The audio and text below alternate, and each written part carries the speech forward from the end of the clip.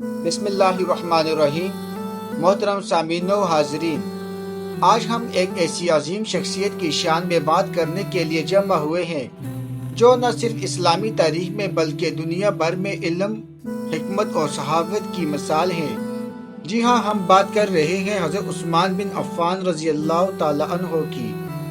حضرت عثمان رضی اللہ تعالی عنہ رسول اللہ صلی اللہ علیہ وآلہ وسلم کے صحابی اور تیسرے خلیفہ راشد تھے۔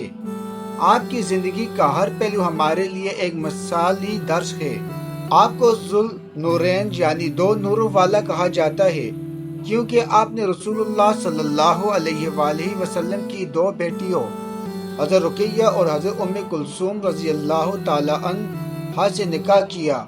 آپ کی زندگی میں یہ اعزاز کسی اور کو حاصل نہیں ہوا۔ حضرت عثمان رضی اللہ تعالی عنہ کی صحابت کی مثالیں بے شمار ہیں۔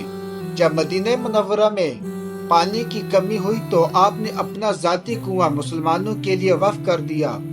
غزوہ تبوک کے موقع پر آپ نے اپنی دولت کا بہت بڑا حصہ اللہ کی راہ میں خرچ کر دیا۔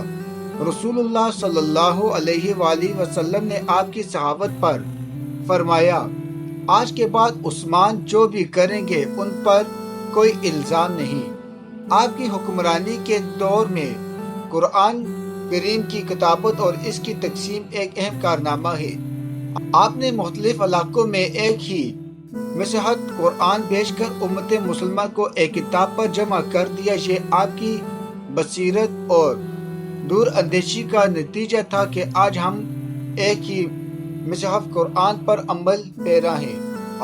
حضرت عثمان رضی اللہ تعالیٰ عنہ کی شجاعت اور صبر کی مثال اس وقت سامنے آئی جب آپ کو شہید کیا گیا۔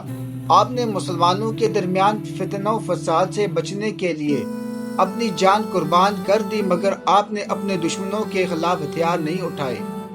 محترم سامعین، آج ہمیں حضرت عثمان رضی اللہ تعالی عنہ کی زندگی سے بہت کچھ سیکھنے کی ضرورت ہے۔ ان کی صحابت، بصیرت اور صبر ہمارے لیے مشعل راہ ہے۔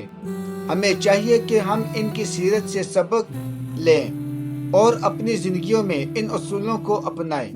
آخر میں دعا ہے کہ اللہ تعالی ہمیں حضرت عثمان رضی اللہ تعالی عنہ کی سیرت سے سیکھنے اور ان کے نقش قدم پر چلنے کی توفیق عطا فرمائے۔